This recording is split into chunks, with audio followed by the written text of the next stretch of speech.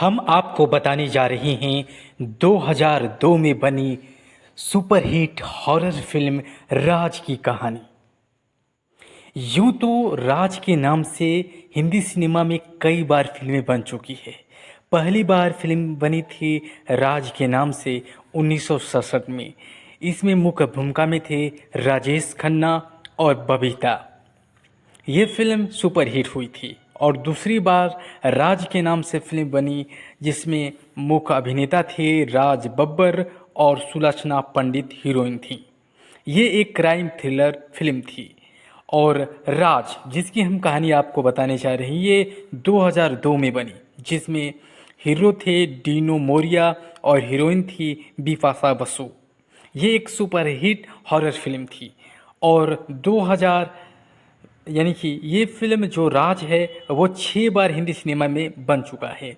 चौथी बार यह फिल्म राज के नाम से बना राज द मिस्ट्री कंटिन्यूज 2009 में आया, जिसमें इमरान हाशमी, कंगना रनौत थी। और राज 3 ये फिल्म 2012 में आई, जिसमें बिपाशा बसु फिर दोबारा दिखी और इमरान हाशमी भी थे। और छठवीं बार फिल्म राज आई जिसका नाम था राज रिब्यूट 2016 में, जिसमें इमरान हाशमी, कृति खरबंदा, गौरव अरोड़ा ने अभिनय किया। लेकिन हम बात कर रहे हैं 2002 में बनी फिल्म राज की कहानी। राज एक हॉरर फिल्म थी जिसका निर्देशन विक्रम भट्ट ने किया और निर्माण मुकेश भट्ट ने और कुमार एस तौरानी, रमेश एस तिरौनी ने किया। फिल्म की कहानी को लिखा महेश भट्ट ने। इसमें कलाकार थे डीनो मोरिया और बिपाशा बसु। एक युवता यानी कि युवा दंपति की भूमिका निभाते हैं जो अपने अटूट वैवाहिक जीवन को संभालने के लिए ऊँटी जाते हैं, मगर जल्द ही नायिका को एक एहसास होता है कि उनके इस नए घर में एक प्रेत आत्मा का वास है। उनकी पत्नी संजना समझ जाती है कि वो आत्मा उसके पति को ले जाना चाहती है। फिल्म को आधिकारिक रूप से Hollywood film white lies Vineet का हिंदी संस्करण माना गया। इस फिल्म को हम बात करें तो इस फिल्म का छायांकन किया प्रवीण भट्ट ने, संपादित किया अमित सक्सेना ने और संगीतकार इस फिल्म में थे नदीम श्रवण। और ये फिल्म 12 मार्च 2002 को बनी और इस फिल्म की कुल समय अवधि था 152 मिनट। और ये फिल्म बॉक्स ऑफिस पर 37 करोड़ की कमाई की, जो 5 करोड़ की बजट में बनी। यह देवदास के बाद 2002 की सबसे ज़्यादा कमाई करने वाली फिल्म बनी। अब इसकी कहानी पर हम आते हैं। ये कहानी मुंबई में एक बिजनेस पार्टी में शामिल संजना धनराज यानी कि बिपाशा बसु और आदित्य धनराज डीनो मोरिया पर घूमती है। जहां आदित्य कारोबारी बातों में इतना व्यस्त रहता है कि वह अपनी पत्नी तक की नहीं सुनता। वह आदित्य की जेब से कार की चाबी छीनती है और पार्टी छोड़कर घर को लौटती है। इस तेज रफ्तार में घर जाते वक्त उसे अपने कानों पर एक रहस्यमयी आवाज़ सुनाई पड़ती है और वो कार से नियंत्रण खो देती है। हालांकि आश्चर्यचकित रूप से इतनी भयानक दुर्घटना में भी वह बच जाती है। उसके ठीक होने के बाद संजना अपने पति से तलाक की अर्जी करती है। आदित्य को अपनी गलती का एहसास होता है और अपनी व्यस्तता से दूर रहने के लिए अवकाश की योजना बनाता है। वह संजना से दुनिया में कहीं भी कुछ व्यक्त के लिए करने के लिए चलने को कहता है, लेकिन संजना वापस ऊटी जहां उनकी रिश्तों की शुरुआत हुई थी चलने को कहती है ताकि वो अपने वैवाहिक समस्या सुधार सके। ऊटी में जाने के बाद संजना को किसी औरत के चिल्लाने की आवाज़ सुनाई देती है।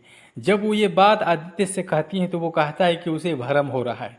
इसके अलावा कई बार बिना किसी कारण चीज़ें गिरने भी लगती है। उसके बाद में पता चलता है कि काम वाला का पति इस तरह के चिल्लाने की आवाज़ सुन चुका है और इसी कारण वो इस घर से डर का अपनी जान बचा के भाग गया था।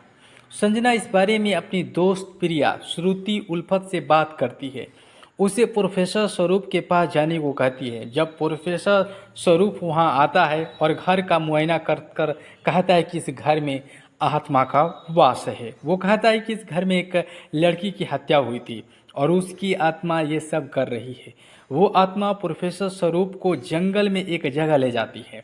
उसके साथ वो दोनों भी जंगल जाते हैं। उस जगह से उन्हें एक रिवाल्वर बरामद होती है। वो तीनों उस रिवाल्वर के मालिक की तलाश करने हथियार के दुकान जाते हैं।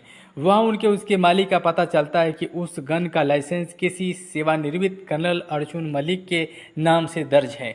उन्हें अर्जुन पर शक होता है, उसे न कत्ल किया है। जब ये लोग उसे घर आते हैं, उन्हें पता चलता है कि जिसका कत्ल हुआ वो कोई और नहीं बल्कि उसकी बेटी मालिनी शर्मा है। वो एक मानसिक रोगी थी और कई बार पागल खाने से भाग भी चुकी थी।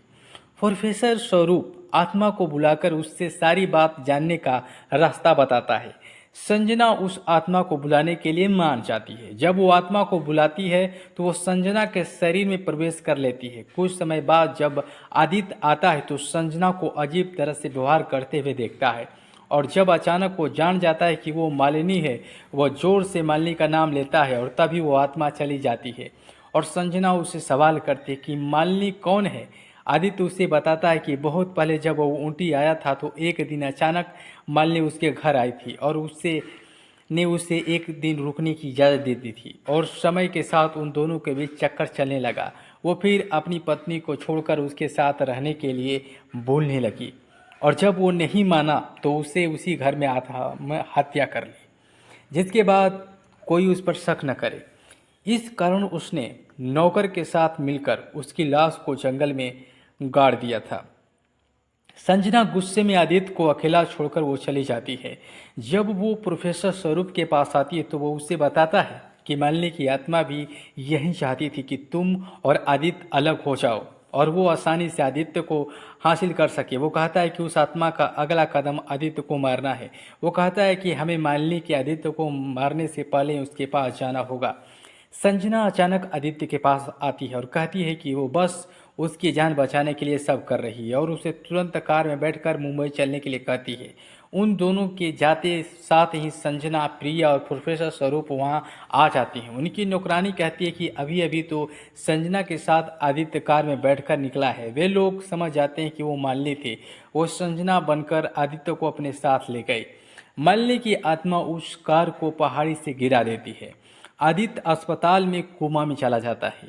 आदित्य को उस आत्मा से बचने के लिए संजना, प्रिया और प्रोफेसर स्वरूप उसी जंगल में जाते हैं। उस लड़की के शरीर को जलाने के लिए ढूंढते हैं। वो नींबू को लटकाकर उस लकड़ी के शरीर के जगह को ढूंढ निकालता है। उसका शरीर मिल जाने के बाद वो गाड़ी से पेट्रोल लेने चले जाता है। तभी बिजली की तार गिर जाती है, उसकी मौत हो जाती है। इसके बाद मालिनी की आत्मा उसके शरीर में प्रवेश कर लेती है और वो पेट्रोल लेकर आता है। वो दोनों का ध्यान कहीं और रहते समय उन पर हमला करता है, लेकिन वो दोनों बच जाते हैं।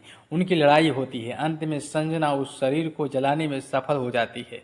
उसके शरीर के जलते ही वो आदित्य खतरे से बाहर हो जाता है। संजना और आदित्य फिर से एक हो जाते हैं और इस फिल्म राज का समापन हो जाता है, यानी फिल्म राज की कहानी समाप्त हो जाती है।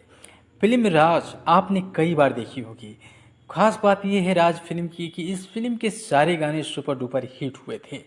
इस फिल्म में सभी कलाकारों की बात करें तो डीनू मोरिया आदित्य धनराज का किरदार निभाए, बिपाशा बसु संजना धनराज आदित्य की पत्नी बनी और मालिनी शर्मा। मालिनी एक रहस्यमयी और मानसिक विक्षिप्त युवती जिसने आदित्य को पाने की कोशिश में आत्महत्या की और दुष्ट आत्मा बनकर आदित्य और संजना के वैवाहिक जीवन में विघ्नता लाने का षड्यंत्र भी रचा, उसका उन्होंने रोल किया।